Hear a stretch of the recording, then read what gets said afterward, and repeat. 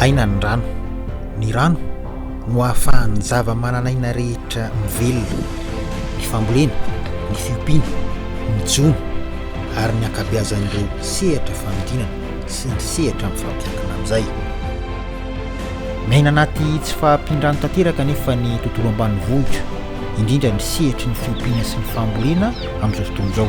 Ny tanety zany tsy zavatra maniry intsony mba misakana an'ilay rano hidina an'ilay rano, manao loharano rehefa tonga ny lohataona na ny ririnina zany, dia mivoaka an'izany amin'izay fotoana izay no fampiteny io hitantsika amin'io zany, dia ritra foana ny loharano zany. Teto izao ny loharanonay taloha tena feno beritra aty ambony aty, fa amin'izao izy tena zara raha tazana ary ambany ary izy. Maro ny antony fa mahatonga izao tranga izao. Eo ny fiovaovan'ny toetrandro, eo ny doro-tanety sy ny fahapotehan'ny ala.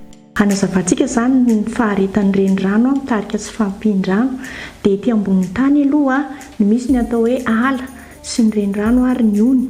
Ireo ny tarafin'ny masoandro dia mandefa entony eny amin'ny habakabaka na ny atmosfera, mitambatra ireny dia lasa orana ary milatsaka miverina ety ambonin'ny tany indray, dia mamelona ny renirano, ny ala ary ny ony. Dia rehefa misy ny fanombanan'ny tontolo iainana na ripaka ny ala na dia mitarika faharitan'ny renirano sy ny ony zany, dia miena ny entona miparitaka eny amin'ny habakabaka.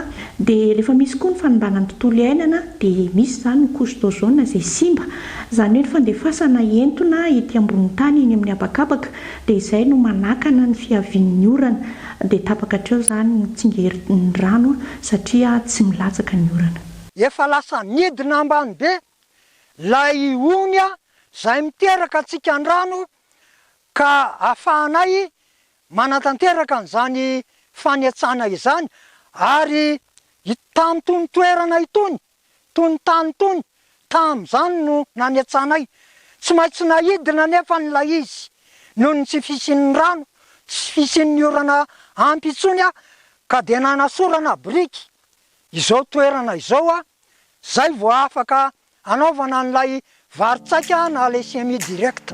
Isan'ny antony mahatonga izao tsy fahampian-drano izao ihany koa ny tsy fahampian'ny fampiasam-bola eo amin'ny fananganana foto-drafitrasa lehibe mahakasika ny rano, toy ny barrage de rétention d'eau, barazy fanangonan-drano sy ny lakan-drano. Commune Pahitrosy dia raha jerena moa zany dia tena mpamboly legioma sy mpamboly vary, ary izy mihitsy no tena mpamantsy Antananarivo amin'izany voly legioma zany. Kanefa raha jerena moa zany zao dia atao anatin'ny tena hoe tsy fisian'ny rano tanteraka isika noho izao foto-drafitrasa goavana izay mamatsy rano ny commune Pahitrosy izao, izay tena tototra ary tena simba. Ny commune moa dia efa miezaka ihany izay manarina sy manatsara izao foto-drafitrasa izao, kanefa ny fahamanao ny commune mihitsy zany tsy ampy mahatanteraka ny famerenana izao foto-drafitrasa izao ho amin'ny laoniny. Amin'ny ankapobeny dia tsy ampy intsony ny rano entina andrahana rano fambolena amin'izao fotoana izao.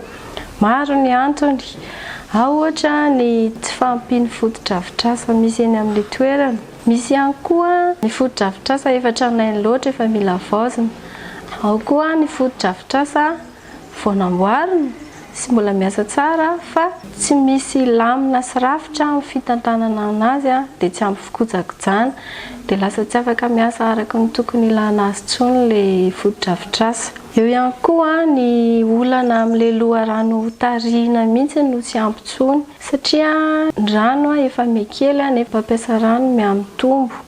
Tsy ny fambolena rery no ilana rano amin'ny ankapobeny fa misy ny andavanandrom-piainan'ny olona rehetra, misy ny mpanao biriky ohatra, ny mpanao trano, mila rano daholo, dia tsy maharaka intsony ny loharano misy. Zary mikorontana ary miamitatra araka izany ny taopambolena. Mitombo ny fotoana tsy ahafahana mamboly, mena ny toerana azo volena satria tsy maharaka ny rano. Masika ary mandripaka hatrany ireo bibikely mpanimba ny voly, sarotra diavina ihany koa ny sakafon'ny biby fiompy. Mafy ary sarotra saina ny tany. Ny olona zao rany tokony amboly daholo nefa dia maina tsy hisy rano fa miandry rano zany zay vao afaka manao mamboly izay tokony ho volena. Raha tena izy zany dia lakan-drano ty toerana misy anay ity, fa noho ny tsy fampin'le barazy ery ambony ary tsy mampidina rano satria mila fanamboarana dia voatery zay tsy maintsy mandavaka ohatr'izao mahazo rano satria fijaliana be ohatr'izao daholo ny tatatra midina any ambany iny fa tokony tsy olavana noho le tsy fisiany rano dia lasa mandavaka ohatr'izao zay. Manahirana be manao atao fambolena tony rehefa maina ohatr'izao ny andro fa voaka daholo ny bibikely maro samihafa. Ao ny manimba ny raviny, ao ny manimba ny voaniny. Tena manahirana mihitsy efa fiainany.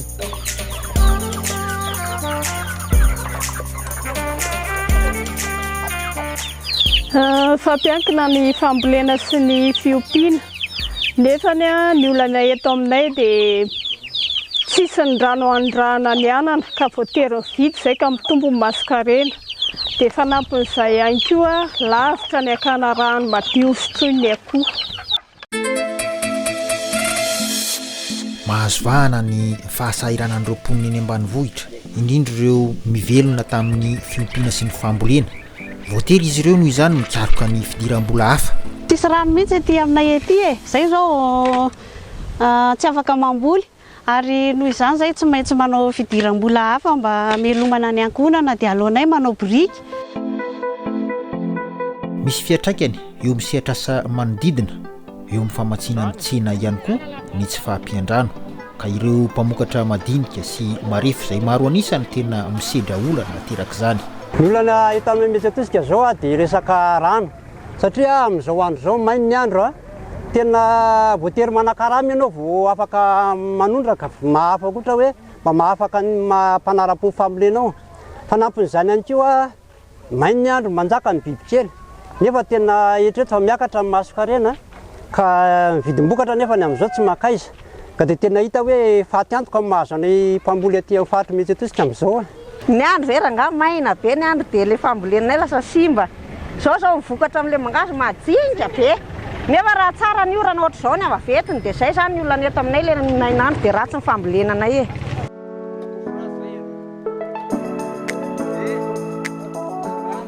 Efa misy ireo ezaka nataon'ny fifataha tamin'ny alalan'ny tetikasa protana izay novatsian'ny AFD sy ny vondrona Europiana isan'izany dobo ity.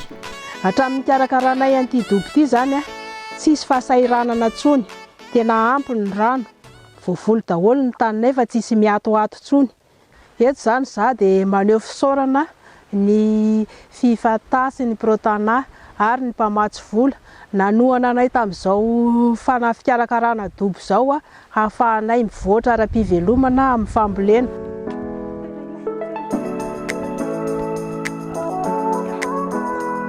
Mpikambana amin'ny latsinainy izao tsika no anao fanadiovana n'ity dobotsika ity fa ohatra ny efa meritra izy ity dia ho alanintsika kely fa mitady ho tsetsina. Izy ity zany dobo no hatsaraina dia ana-mpikambana dia raha no hatsaraina ilay izy tsy dia mahavaly satria tsy njato filana fa misy ny apahany mba voavalina ihany satria mety ho ritra ihany izy io na no hatsaraina ary.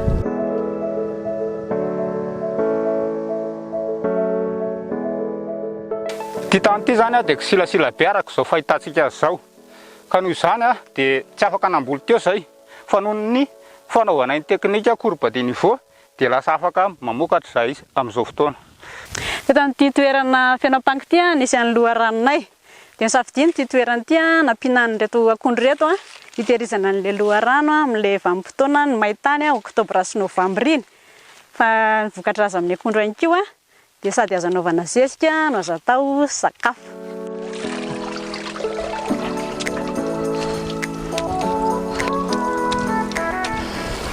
Tao arina nanavoazanay an'ity dobo ity dia afaka mamboly foana izay mandava-taona.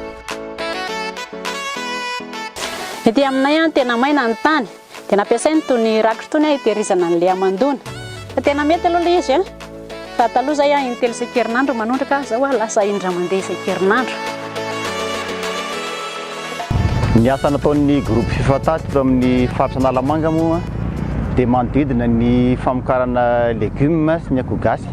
Ny tany ao anatin'ny faritra Isana efa tery dia tery nefa koa mbola fody fohy ny fotoana ampiasana azy noho ny tsy fampin-drano.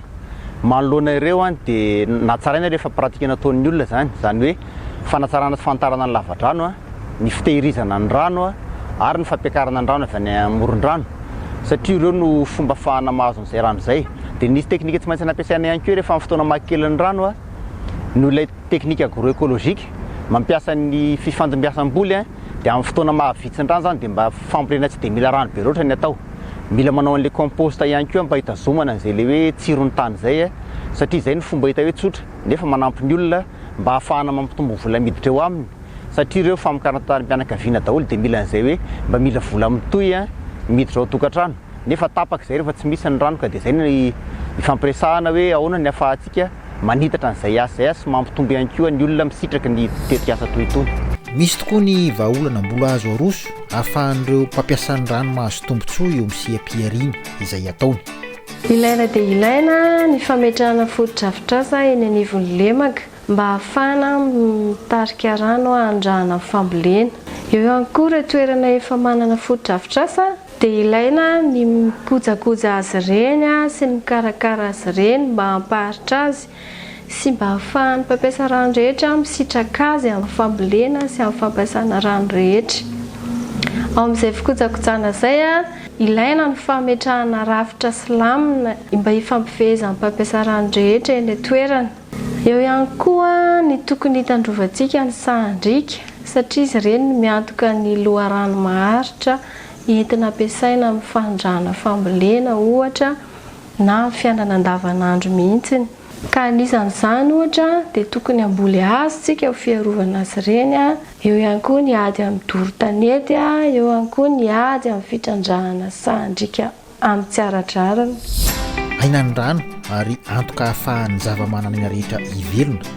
Antsoavo ary no atao manoloan'izao zava-misy izao mba tsy ravoravo tanana ny rehetra. Fa raha dia amin'izao sika no miezaka hamboly azo sy mampiaina ny doro-tanety ary mikajy ny tontolon'ny rano, izany hoe mametraka lamina mba handrindrana ny fampiasana an'izany dia mba tsy ho ritraingana zany ny loharano na dia misy aza ny atao hoe fiakaran'ny hafanan'ny tany.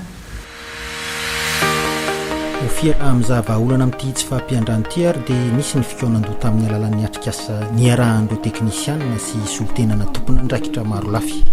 Ny akon'izay tsy misy rano izay any dia hitanareo le reny rano tenena teny le sakasaka reny zany izay mba misy rano mitobotobo kely dia hitrandrahan'ny olona le tonotondro ao anatiny asian'ny olona lafa mamo satria le rano efa kely dia misotro an'iny koa ny omby dia betsaka ny ondro maty.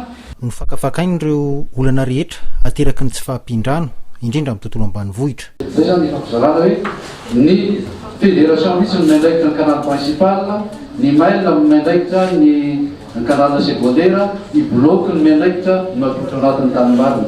Isan'ny lahadinika reto bozaika ny fanamafisana ny fahaiza-manao amin'ny fitantanana ny rano isana mba rahatonga nandraikitra.